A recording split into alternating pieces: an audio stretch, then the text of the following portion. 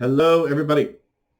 Welcome back to my channel. Thank you for watching. If you're new here, once again, my name is Scott Carter. I am a licensed therapist here in the beautiful state of Utah. Before I dive into this video, I just wanted to make a note that if you appreciate this content, if you find it helpful, if you find it good, you can really help me keep it going by sending me some love. You know what I'm talking about. All the links are in the description below.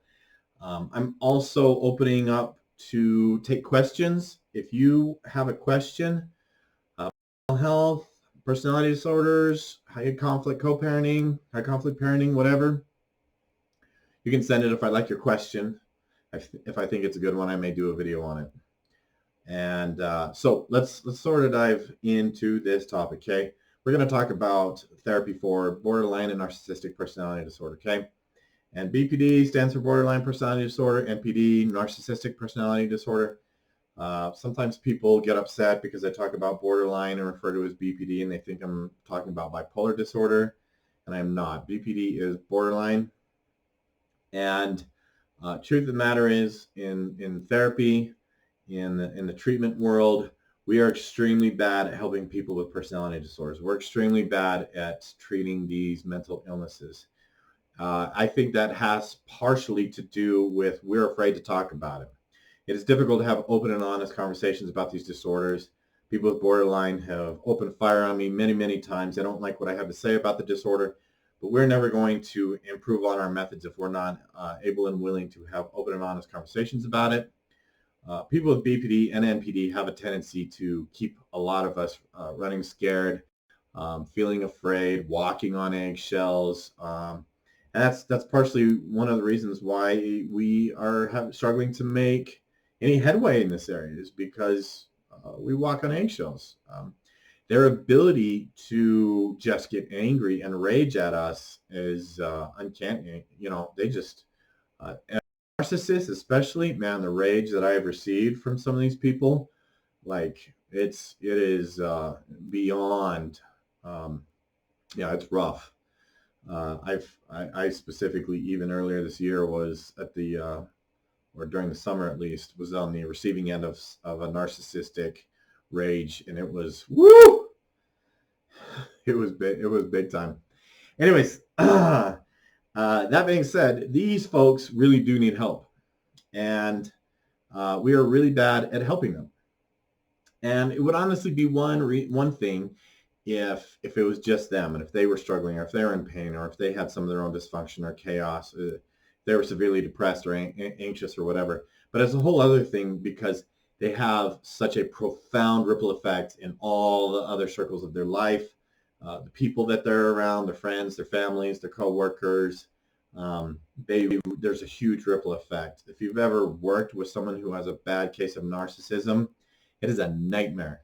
It is an absolute nightmare. Full disclosure, I have personally tried to, I've treated many cases of borderline, and I will completely own up to the fact that I kind of went into it feeling a little bit cocky. I do consider myself to be pretty effective as a therapist. I tend to get pretty good results a lot of the time. I believe borderline definitely pushes your limits, and I definitely found mine. But sometimes in therapy, one of our primary goals is to address barriers and what keeps a person from really engaging in treatment and getting better. And that's really what these slides are about. So let's dive into it. Let's advance the slide here.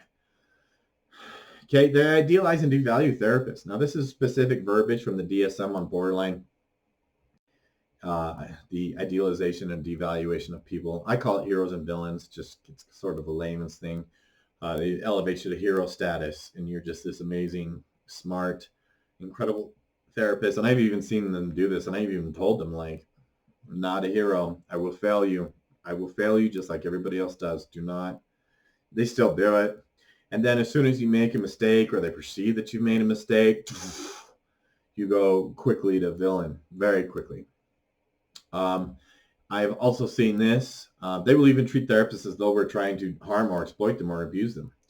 I've heard them talk about how they believe that the reason why we want to talk about past abuse or past trauma or their emotions or their life in detail is because we're looking for a way to expose their weaknesses and exploit and harm them and abuse them, that our motivation is to abuse them.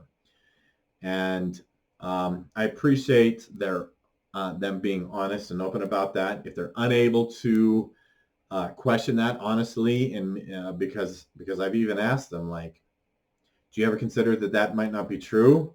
And they won't go there. And when they don't go, they're like, no, I just really believe that you're just trying to find a way to exploit and abuse me. And I'm like, well, then I don't know why you're here then. Let's go ahead and wrap this up and send you on your way. They avoid vulnerability. This is largely true. You know what? I'm going to go back for a second. Narcissists, instead of idealizing and devaluing therapists, they have a tendency to try and dominate us. They try to outsmart us, show that they're superior toward us, discredit us. They can't deal with this relationship where we're in charge or we're the ones calling the shots, and they're taking guidance or anything like that. They can't deal with it. So narcissists have a tendency to try to dominate us or like knock us down a few notches. Quite frankly, I really believe that narcissists look for therapists that they can influence in that way. They look for ones that seem meek or easy to influence. Anyways, going back to vulnerability, narcissists hate vulnerability even more so than borderline. But therapy is probably one of the most, if you've ever been to therapy, is probably one of the most vulnerable things you'll ever do in your life. Therapy is for the brave and not the broken, man, because it is highly, highly vulnerable situation.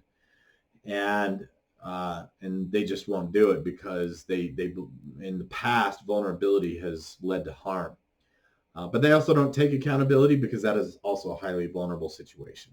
Now, me as a therapist are pretty no nonsense. I expect people to take accountability. For me, it's okay to want to avoid vulnerability. I respect that. I totally get that. But at least take some accountability for your own actions, your own behavior, your own feelings.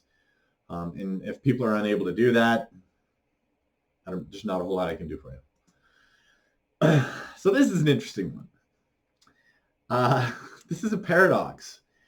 And I've often said that people with personality disorders are like a walking paradox. They will contradict themselves in the same sentence. And I've literally had many of them say this, that getting better will hurt. I want to avoid pain, okay? For some reason, they get into their heads that getting better will be painful, which is weird. You wouldn't call it getting better if it was more painful than what you're already doing. And so this is one of those contradictions, right? And for those who have borderline and say getting better will be painful, my answer to them is not any more painful than what you're already experiencing. You're already in pain, okay? But think of this in terms too of like physical illness. If you were really sick, getting better would not be worse than being sick. That's why they call it getting better, right? You wouldn't keep yourself sick because getting better will be worse, right? But again, this is why I call this mental illness. I mean, this line of thinking is just it's crazy. There's no other way to put it. It's just not rational whatsoever. Okay, so they also have a tendency to sabotage everything at every step of the way. I have seen this more times than I can count. Okay. You know, I'm a very rubber meets the road type of therapist. I tend to give my clients, I load them up with do this, not that, tools, skills, everything under the sun. If you do something different, you're just going to get different results. And it's with borderline, no matter what you give them, no matter how simple or innocuous, they won't do it. They just won't do it. And the reason is I don't think that will work. And I'm just going to give a simple example that, you know, if someone has a lot of anxiety, it has been scientifically proven that really good, methodical, and deep breathing can lower the anxiety, and it can be very effective in a very short amount of time. It costs you nothing. It takes 2 minutes or less. It doesn't create more vulnerability. It doesn't put you in a compromised situation. It's easy, it's simple, and it's effective, and they won't do it. And the reason they always tell me that won't work. I'm like, have you tried it? And they're like, no, but I know it won't. And if you tell yourself something's not going to work, it's not. You know, they convince them. This is how they self-sabotage. You convince yourself that it's not going to work, so therefore it's not. I mean, but this is one of those paradoxes where it's just like they're mistrusting of everything. They're skeptical and mistrusting of everything. And I've had this conversation like, you know, let's do the deep breathing. And they go, that won't work. And I go, well, have you tried it? And they go, no. And I said, well, how do you know it won't work? And they go, I just don't believe that it will. And I said, well, to try it. I just don't believe it's going to work. Then why are you here? To get help. Well, I'm telling you what you need to do. Well, that's not going to help me. And you just go around in this circle, and it's just like, yeah. So they no matter what you give them, no matter what tool or skill you give them, they'll just convince themselves that it won't work and they won't try it. They struggle to understand that they need to do the heavy lifting. Okay. So one of the things with these personality disorders is that they really expect other people to do everything. A lot of them have an attitude or they act and behave as though they're helpless. They expect everybody around them to do everything and not take any accountability for when it goes poorly, right? Or and so they come to therapy and they expect us. They expect us to do a lot of the heavy lifting. They expect us to do a lot of the work. They won't get better unless they really dig in and do a lot of their own work. They're the ones that have to make more effort. But they feel like the therapist has to put in all the effort. Truth is, you know, I mean, a decade ago, I was doing my internship and my intern supervisor said right off the bat, never, ever, ever work harder than them. Because when you work harder than them, you enable them. Partners enable them in this way too. Partners tend to do a lot of the heavy lifting or try to. I see partners all the time online. Like, how do I support them during treatment? You support them by stop enabling them. You support them by putting them in a situation where it's like, this is your life. This is your problem. I support you in getting better, but I'm not going to work at this harder than you. But they just expect other people to do the heavy lifting, and they just don't want to. They kind of have this helplessness. So I'm sure there are others. There's many others. These are just 5, and I'm wanting to bring this video to a close. So thanks for watching. You know what to do. Like, subscribe, share, all that good stuff. We'll see you next time.